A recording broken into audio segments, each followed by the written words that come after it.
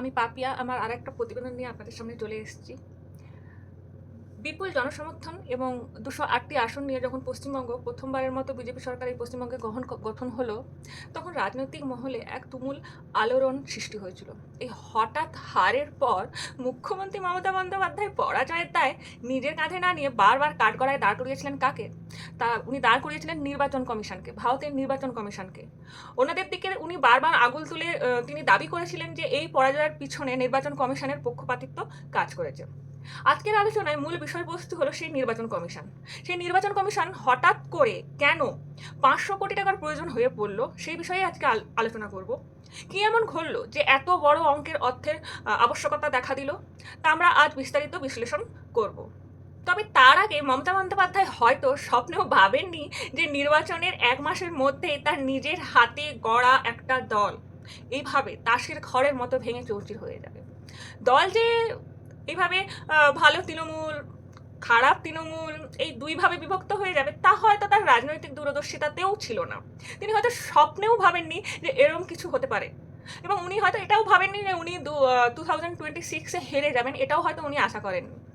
সবচেয়ে বড় ধাক্কাটি আসে তখন, যখন দলের লোগো ও নামকে সঙ্গী করে 58 জন বিধায়ক সম্পূর্ণ আলাদা হয়ে একটি নতুন ভালো তৃণমূল দল গঠন করেন।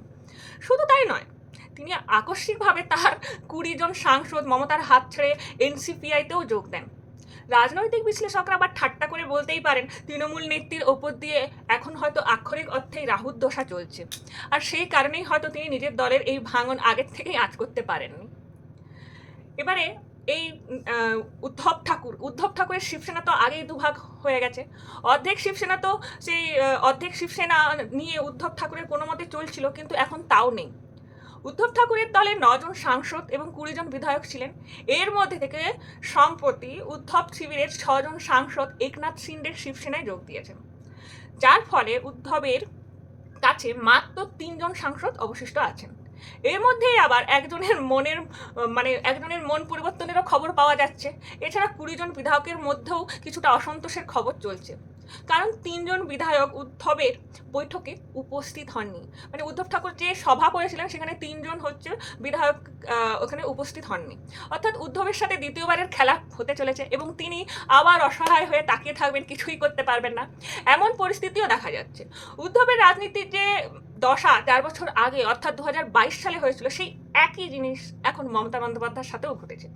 দেশ জুড়ে ২০২৯ সালে নির্বাচন ব্যবস্থার এক বড়সড় পরিবর্তন আসতে চলেছে, সেটা তো আমরা সবাই জানি। এদিকে আবার শোনা যাচ্ছে যে ডিএমকে নাকি এনডিএর সাথে যুক্ত হতে চলেছে। আবার অন্যদিকে সমাজবাদী পার্টিরও কিছুজন এনডিএতে যুক্ত হবেন বলে শোনা যাচ্ছে। ডিএমকে স্ট্যালিন প্রথমে কংগ্রেসের সাথে হাত মেলালো, এখন কংগ্রেসকে ছেড়ে শোনা যাচ্ছে যে তিনি এনডিএতে যোগ দিতে চলেছেন। কিছু ক্ষেত্রে শোনা যাচ্ছে যে সমাজবাদী পার্টির কিছু সাংসদ এনডিওতে যোগ দেবেন। আবার এদিকে অন্ধ্রপ্রদেশের চন্দ্রবাবু নাইডু সম্পর্কে চতুর্দিকে শোনা যাচ্ছে তিনি নাকি এনডিএর হাত ছাড়ছেন। কিন্তু এটা একদমই আমার মনে হয় না, কারণ নাইডু বাবু এখন বিজেপি বা এনডিএ ছেড়ে কোনোভাবেই ইন্ডি জোটে হাত মেলাবেন না। ইন্ডি জোটে যে তিনি কি করবেন, ইন্ডি জোটে গিয়ে তিনি কি করবেন? মানে ইন্ডি জোটে গেলে তার কোনো দিনই তিনি খুব ভালো করেই জানেন যে ইন্ডি জোটে গেলে তিনি কোনোদিনই জিততে পারবেন না। সেটা নাইডু খুব ভালোভাবে জানেন। এবং নাইডুবাবু এই 2024-এ জোটবদ্ধভাবে যখন বিজেপি সরকারটা গঠন করলো, তখন নাইডুবাবু তিনি কিন্তু সেন্ট্রালের কাছে নিজের ইচ্ছা মতো যা চাওয়া চেয়ে নিয়েছেন। মানে নিজে ভালো, তো তিনি এত ফায়দা ছেড়ে কখনোই তিনি ইন্ডি জোটের সাথে হাত মিলাবেন বলে তো আমার মনে হয় না। তবে কি হয় সেটা দেখা যাবে অবশ্যই। সেখানে ওনার কোনো ফায়দা হবে না, আর তিনি নিজের ফায়দা খুব ভালো বোঝেন। তাই যতই বিতর্ক হোক না কেন, তিনি কোনোদিনই এনডি ছেড়ে যাবেন বলে আমার মনে হয় না। নীতিশ কুমারও যাবেন না। এমনিতে তো ওনার রাজনৈতিক কেরিয়ার আছে বলে তো আর মনে হয় না। উনি তো অর্ধেক কথাই এখন ভুলে যাচ্ছেন এবং ঠিকঠাক বলতেও পারছে না। সেদিক থেকে দেখতে গেলে এনডিএ জোট অনেকটা শক্তিশালী হতে চলেছে আর কি। হয়তো ৩৬১-র জায়গায় ৪০০ হয়ে যেতে পারে সিট সংখ্যা। সেটা কি হবে না তা আমরা পরেই দেখব। এর আগে একটা কথা বলি, 2029 সালের যে লোকসভা নির্বাচন আসতে চলেছে, সেটাই এক বড় পরিবর্তন প্রস্তুতি চলছে। আমার চোখে যা ধরা পড়ছে, এই অনুযায়ী পরিস্থিতি যদি এমনই থাকে, তবে নির্বাচনে ৩টে পরিবর্তন দেখতে পাওয়া যাবে। কটা? ৩টে পরিবর্তন দেখতে পাওয়া যাবে। ২০২৯ সালের মধ্যে লোকসভার আসন সংখ্যা বেড়ে ৮২৪ হতে পারে। ২০২৯ সালের মধ্যে লোক সংখ্যার মহিলা সংরক্ষণের সংখ্যা 33% হতে পারে।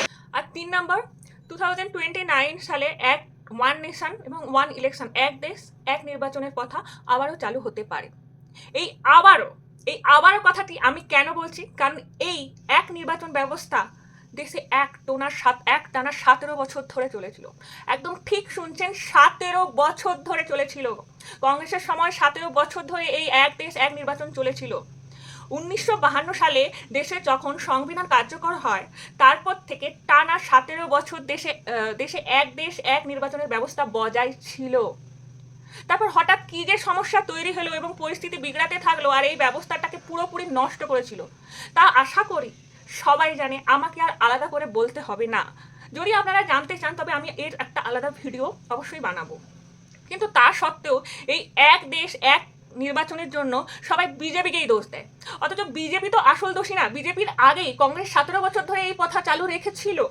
অর্থাৎ 1957 সালে, 1962 সালে এবং 1967 সাল পর্যন্ত লোকসভার সাথে পুরো দেশের রাজ্যগুলি নির্বাচন হয়ে যেত। কিন্তু 1967 থেকে 1969 সালের মধ্যে রাজনৈতিক মহলে প্রচুর পরিমাণে ঝামেলা ও কোন্দল শুরু হয় এবং একচেটিয়া দল বদল করতে দেখা যেতে থাকে। এই সময় রাষ্ট্রপতি শাসনের কারণেও কিছু রাজ্যের সরকার পড়ে যায় অথবা ফেলে দেওয়া হয়। এরপর একসাথে নির্বাচন হওয়ার যে চক্রটি চলছে, অর্থাৎ লোকসভা বিধানসভা ভোট একসাথে হওয়া, তা পুরোপুরি ভেঙে যায় এবং আলাদা আলাদা সময়ে ভোট হতে শুরু করে। এর 2 বছর পর, অর্থাৎ 1970 সালে লোকসভার সময়ের আগেই ভেঙে যায় এবং 1971 সালে আলাদা নির্বাচন অনুষ্ঠিত হয়। তখন থেকে শুরু করে 1971 সালে যখন আলাদা নির্বাচন অনুষ্ঠিত হয়, সেই তখন থেকে 2026 সাল পর্যন্ত দেশ সর্বসময় নির্বাচন মোড়েই থেকে গেছে। মানে একবার লোকসভা ভোট, একবার বিধানসভা ভোট, প্রত্যেকটা স্টেটে আলাদা আলাদাভাবে বিধানসভা ভোট হচ্ছে এবং তাতে প্রচুর পরিমাণে খরচা হচ্ছে। একটা স্টেটে মানে ভোট হতে কত কোটি টাকা খরচা হচ্ছে। তো সেদিক দিয়ে দেখতে গেলে একসাথে এক দেশ এবং এক যে ইলেকশনের যে বিষয়টা, এটা পুরো বিষয়টা মানে হওয়াটা আমার মনে হয় খুবই জরুরি। তাতে আমাদের মনে হয় পয়সাও বেঁচে যাবে, মানুষের পয়সা বেঁচে যাবে এবং মানুষের শ্রমও বেঁচে যাবে। যেটা মানে মানুষ একবার বিধানসভায় ভোট হচ্ছে, একবার লোকসভায় ভোট হচ্ছে, মোদি এবং দিল্লির রাজনৈতিক নেতাদেরকে এখানে ওখানে বারবার ছুটে যেতে হচ্ছে। তাহলে এত যদি ছোটাছুটি করে, এত যদি টাকা পয়সা খরচা হয়, তাহলে দেশের উন্নতিটা কী হবে? মানে আমার কথা হচ্ছে, দেশের উন্নতিতে তাহলে বেশি সময় দিতে পারছে না, এই লোকসভা বিধানসভার ভোট করে এদের দিন চলে যাচ্ছে। তো যাই হোক, আর বেশি কথা বলবো না। আর এই পুরো বিষয়টা কংগ্রেস সরকারের আমলেই হয়েছিল, কারণ এই সময় দেশ কংগ্রেস সরকারই ছিল। যখন এক দেশ এক যে ভোট, এটা যখন থেকে বাতিল হলো, এটা কিন্তু কংগ্রেসের সময়েই ছিল। কংগ্রেস যখন সরকারে ছিল তখন প্রায় বিভিন্ন রাজ্যে রাষ্ট্রপতি শাসন জারি করা হতো এবং সময়ের আগে নির্বাচন করিয়ে নেওয়া হতো। এটা কম বেশি সবাই আমরা জানি। আর আজ এই কংগ্রেসই এক দেশ এক নির্বাচন ব্যবস্থা নিয়ে নিজেদের অবস্থান স্পষ্টভাবে প্রকাশ করছে না। আর এই কারণেই মোদী সরকার পুরো চেষ্টায় রয়েছে যাতে 2029 সালের মধ্যে এক দেশ এক নির্বাচন এই ব্যবস্থাপনা পুনরায় চালু করা যায়। আর এই বিষয়ের ইঙ্গিত আমরা নির্বাচন কমিশনের সিদ্ধান্তগুলো থেকেও পাচ্ছি। মিডিয়া রিপোর্ট অনুযায়ী, আমি যেই বিষয়টা নিয়ে খবর করছি, সেই মিডিয়া রিপোর্ট অনুযায়ী নির্বাচন কমিশন কেন্দ্র সরকারের কাছে 500 কোটি টাকার অর্থ চেয়েছেন।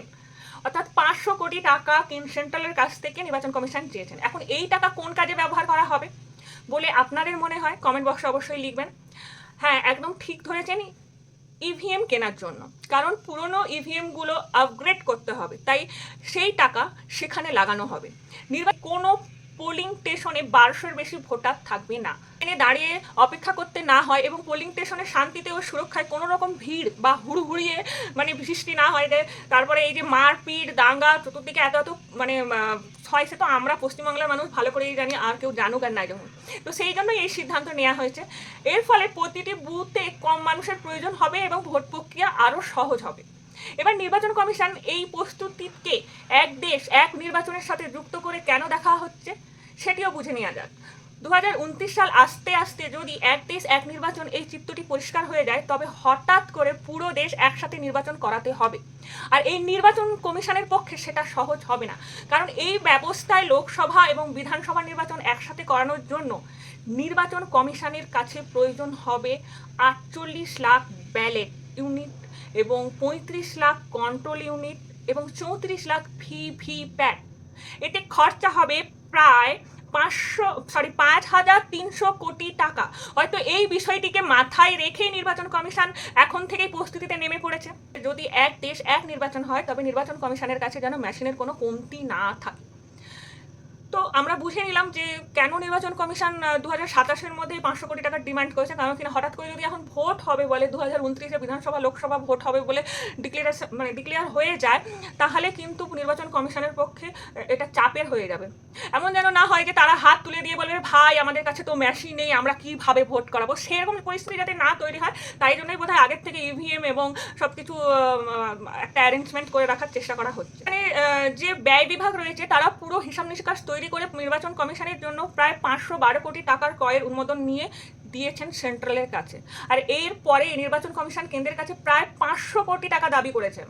এখন এই 500 কোটি টাকা নির্বাচন কমিশন কোথায় খরচা করতে চলেছে সেটা একবার জেনে নেওয়া যাক। ইভিএম কেনার জন্য এই লাখ লাখ টাকা খরচা করা হবে। নির্বাচন কমিশন 3,87,000 ব্যালেট ইউনিট এবং 1,25,000 কন্ট্রোল ইউনিট কেনার পরিকল্পনা করছে। ব্যালেট ইউনিট এবং কন্ট্রোল ইউনিট এই দুটো মিলিয়েই পুরো ইভিএম অর্থাৎ ইলেকট্রনিক ভোটিং মেশিন তৈরি হয়। এর 3টি অংশ থাকে: ব্যালেট ইউনিট, কন্ট্রোল ইউনিট এবং ভিভিপ্যাট।